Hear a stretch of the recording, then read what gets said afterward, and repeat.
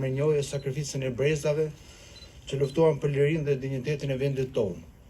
Le të vazhdojmë të ndërtojmë Shqipërinë me punë, përkushtim dhe unitet, duke mbajtur gjallë vlerat që na bashkojnë. Urimet të gjithëve këtë festë të rëndësishme kombëtare dhe lavdi dëshmorëve. Na mblodhën 2 data, 2 ngjarje, 2 lapidar, të cilat janë shumë madhështore për popullin shqiptar, por edhe për popullin e Kukësit.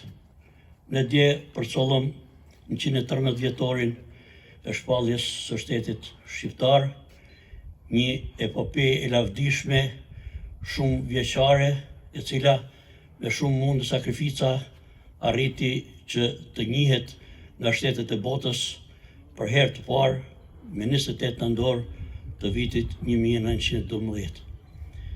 Epopeja e luftrave të gjata shekullore bëri që populli shqiptar të radhitet në një ndër popujt më luftarak gjatë gjithë kohës.